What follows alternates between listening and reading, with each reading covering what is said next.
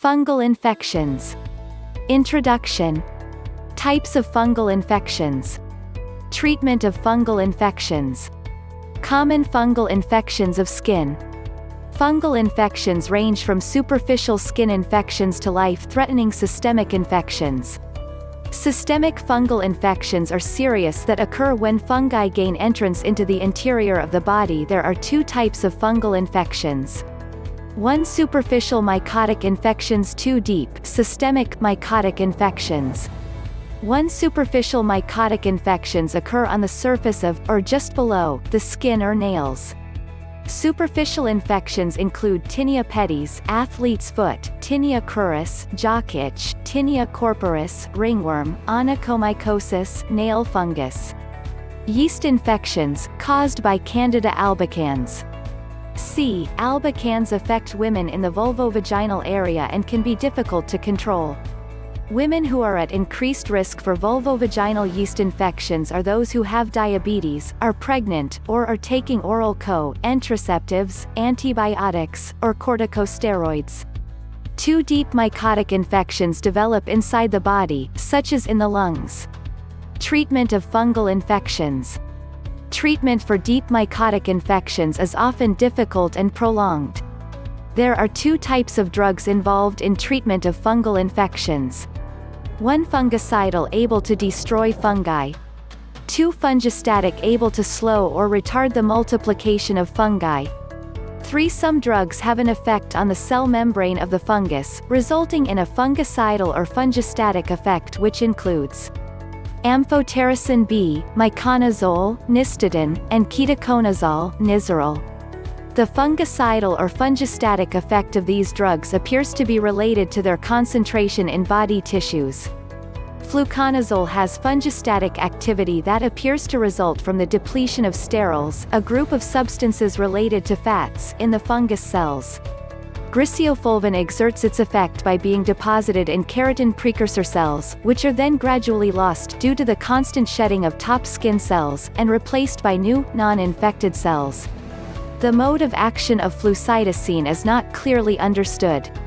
Clotrimazole binds with phospholipids in the fungal cell membrane, increasing permeability of the cell and resulting in loss of intracellular components. Common fungal infections of skin. Tinea corporis, ringworm.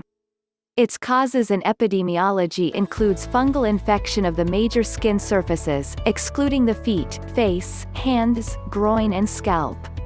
It often transmitted by animals, pets or livestock, and can also be picked up from the soil. Children are particularly susceptible and can easily pass it on to other children. Adults can also become infected. Farmers and people who work with furry animals are at increased risk. Signs and symptoms includes: there are itchy pink or red scaly patches with a well-defined inflamed border. Lesions are often paler at the center, becoming progressively inflamed towards the outer edge.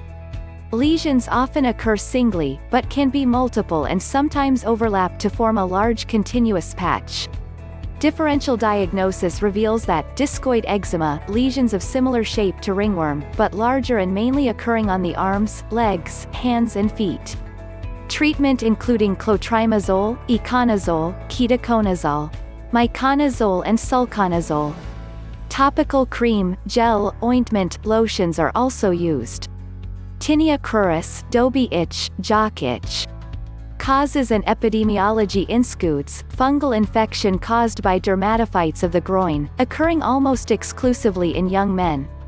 Signs and symptoms refers to: there is a brownish-red itchy rash, with a well-defined border, in the groin.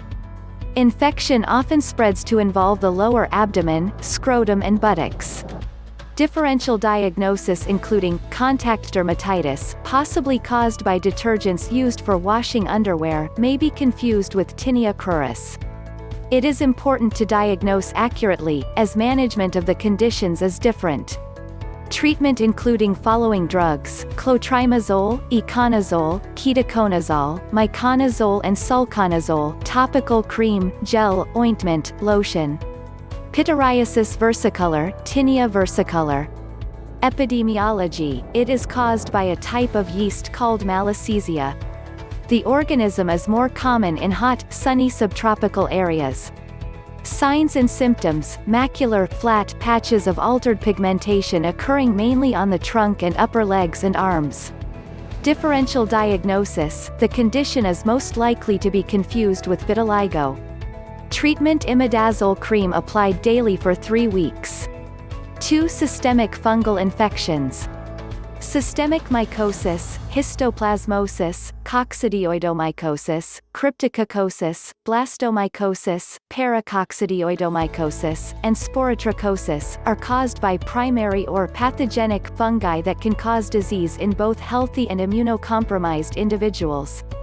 Mycosis caused by opportunistic fungi such as Candida albicans, Aspergillus spp, Trichosporon, Turulopsis, Candida glabrata, Fusarium, Alternaria, and Mucor are generally found only in the immunocompromised host. Histoplasmosis caused by inhalation of dust-borne microcanidia of the dimorphic fungus Histoplasma capsulatum. The course of disease is generally benign, and symptoms usually weaken within a few weeks of onset. Types of histoplasmosis.